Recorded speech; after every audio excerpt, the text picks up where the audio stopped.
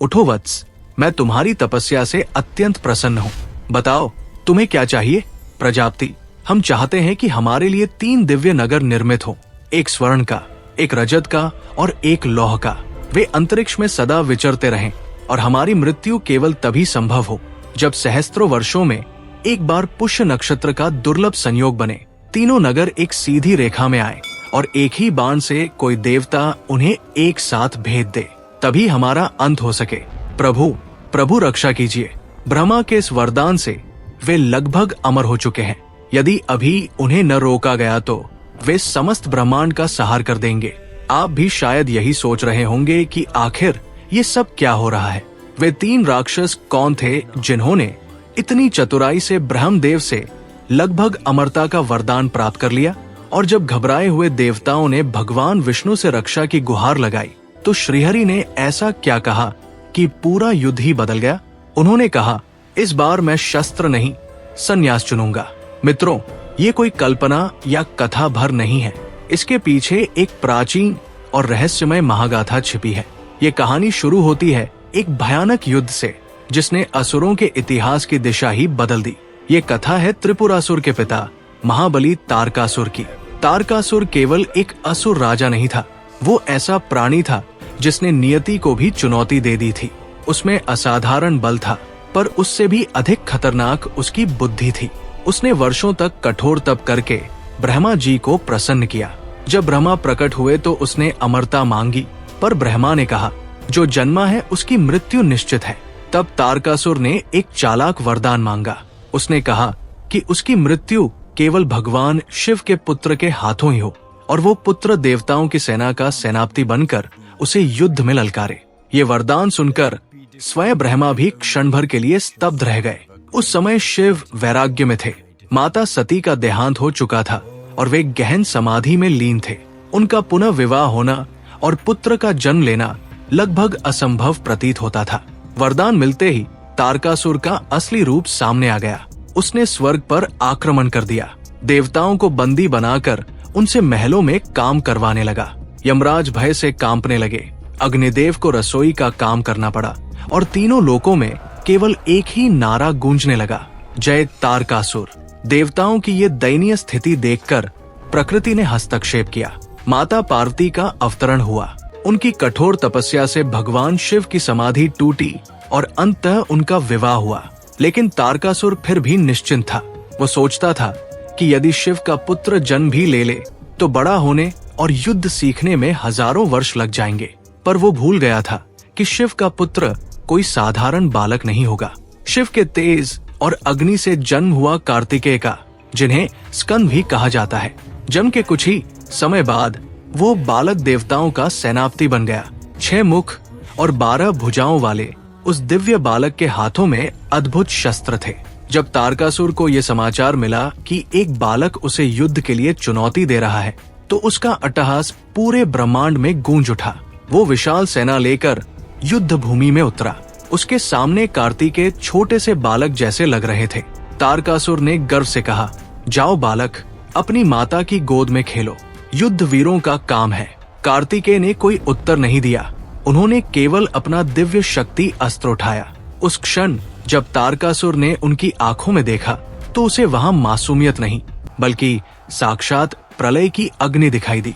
इससे पहले कि वो कुछ समझ पाता, कार्तिकेय का अस्त्र बिजली की गति से निकला और उसकी छाती को चीरता हुआ निकल गया। वो पर्वत समान असुर एक ही प्रहार में धरती पर गिर पड़ा।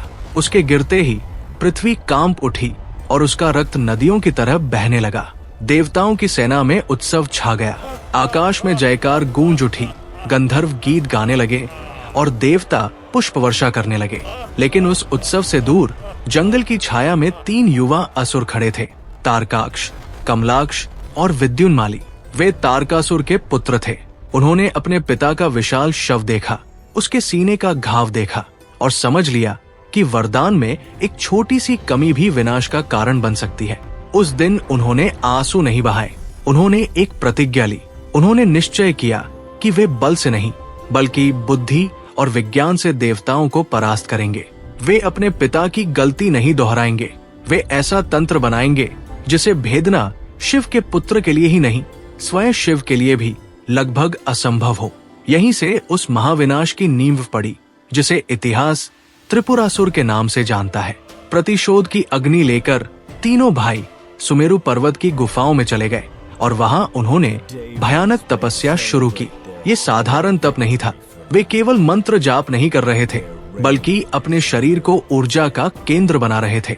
हजारों वर्ष बीत गए, उनका शरीर तब से दहकने लगा। उनके भीतर संचित ऊर्जा बाहर निकलकर एक अदृश्य विकिरण की तरह फैलने लगी। सुमेरु पर्वत की बर्फ पिघलने लगी, हवाएं रुक गई और ऐसा लगा मानो समय ही थम गया हो। जब सृष्टि का संतुलन डगमगाने लगा, तब ब्रह्मा जी को प्रकट होना पड़ा। उन्होंने कहा, पुत्रों, तुम्हारी तपस्या ने मुझे विवश कर दिया है। मांगो, क्या वरदान चाहिए? तीनों भाइयों ने एक दूसरे की ओर देखा। उनकी आंखों में एक अजीब सी चमक थी, जैसे किसी ने सदियों से सोचा हुआ गणितीय समीकरण हल कर लिया हो।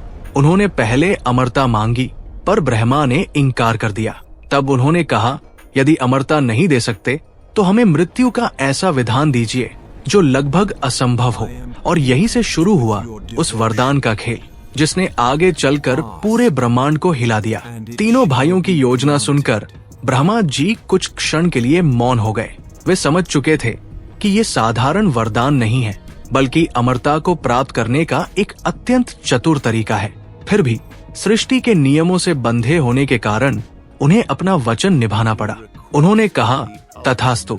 जैसे ही वरदान मिला, तीनों असुरों ने तुरंत दैत्यों के महान वास्तुकार और ब्रह्मांड के पहले अभियंता मायासुर को बुलाया। मायासुर केवल एक शिल्पकार नहीं था, वो ब्रह्म, वास्तु और दिव्य तकनीक का स्वामी था। उसने अंतरिक्ष में ऐसे नगरों का निर्माण शुरू किया जो किसी चमत्कार से कम नहीं थे। सबसे पहले स्वर्ग के ऊपर स्वर्णपुर बनाया गया। उसकी दीवारें सूर्य के प्रकाश से चमकती थी और वो तारकाक्ष का नगर बना। फिर अंतरिक्ष के गहरे अंधकार में रजतपुर का निर्माण हुआ, जिसकी दीवारों में ऐसी शक्ति थी कि वो स्वयं को अदृश्य कर सकता था।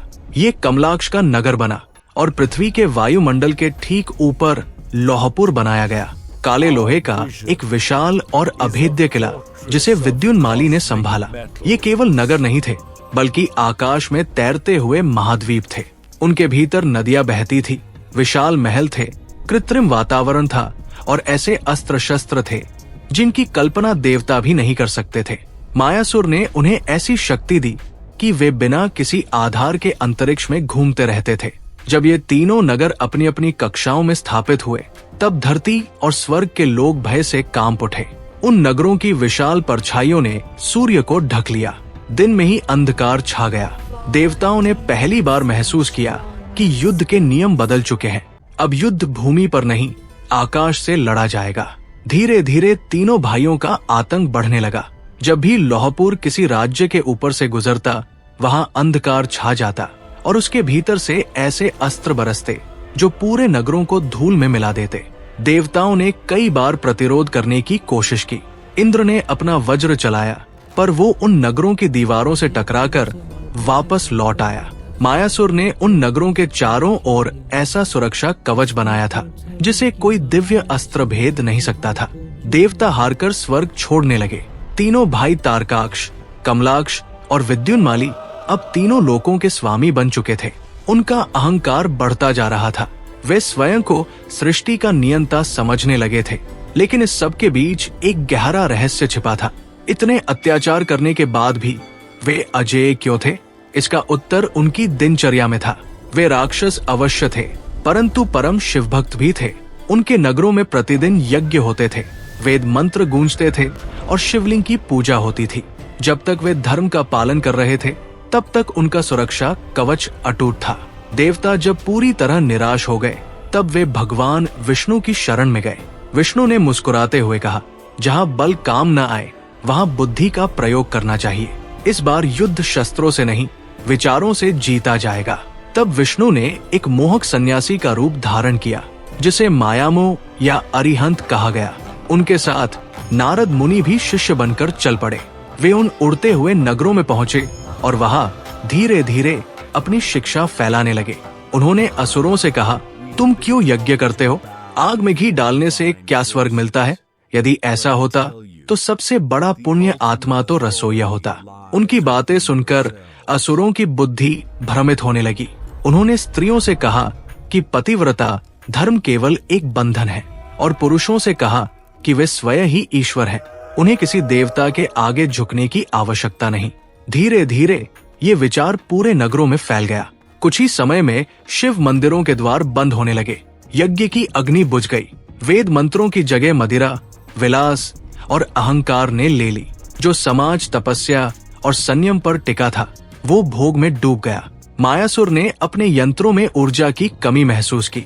वो घबराकर तारकाक्ष के पास गया और कहा, महाराज, हमारे नगरों की शक्ति कम हो रही है, हमारा पुण्य नष्ट हो रहा है। वो सन्यासी कोई साधारण व्यक्ति नहीं है। पर अहंकार में डूबे तारकाक्ष ने उसकी बात को हंसी में उड़ा दिया। उसने कहा, अब हमें किसी देवता या धर्म की आवश्यकता नहीं, हम ही इस सृष्टि के स्वामी हैं। लेकिन उसे ये पता नहीं था कि उसी क्षण उनके नगरों का आध्यात्मिक सुरक्षा कवच टूट चुका था। नारद मुनि ने ये सब देखा और तुरंत देवताओं को संदेश भेजा।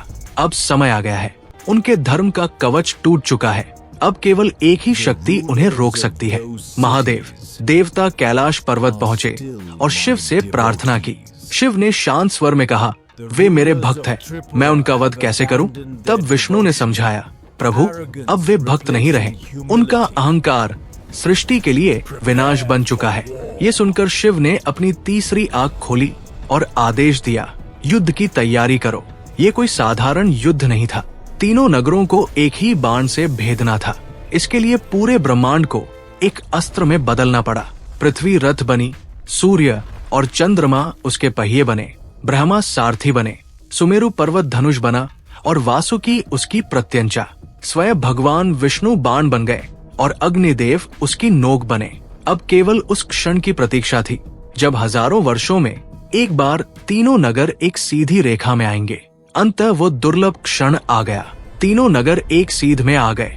देवताओं की सांसें थम गई। शिव ने धनुष उठाया और उसी क्षण उनके होठों पर एक हल्की मुस्कान आ गई। उस मुस्कान की ऊर्जा इतनी प्रचंड थी कि नगर स्वयं ही जलने लगे। देवताओं ने हाथ जोड़कर प्रार्थना की, प्रभु, कृपया बाण चलाइए ताकि विधि का विधान पूरा हो सके। तब शिव ने धनुष की प्रत्यंचा खींची और एक ही बाण छोड़ा। वो बाण बिजली की गति से गया और स्वर्ण, रजत और लौह तीनों नगरों को एक ही पल में भेद गया। एक भयंकर विस्फोट हुआ। तीनों नगर जलकर राख हो गए। त्रिपुरासुर का अंत हो गया। लेकिन शिव ने मायासुर को बचा लिया, क्योंकि वो ज्ञान और विज्ञान का प्रतीक था। शिव जानते थे कि दोष विद्या में नहीं, उसके दुरुपयोग में होता है। युद्ध समाप्त होने के बाद शिव ने उन नगरों की राख अपने शरीर पर लगा ली और कहा, अंत में सब कुछ राख ही होना है, चाहे वो सोने का महल हो या लोहे का किला। तभी से वे त्रिपुरांतक और भस्मधारी कहलाए। और यही त्रिपुरासुर की कथा हमें एक गहरी सीख देती है। जब शक्ति और विज्ञान धर्म और नैतिकता से ऊपर हो जाते हैं, तब सबसे बड़ी सभ्यताएं भी एक दिन राख बन जाती है। केवल समय रूपी महाकाल की एक मुस्कान ही उन्हें मिटाने के लिए पर्याप्त होती है। हर हर महादेव। ये वीडियो देखने के लिए धन्यवाद। और अगर आपको ये वीडियो पसंद आया तो ऐसे और वीडियो के लिए हमारे चैनल को सब्सक्राइब करें। धन्यवाद।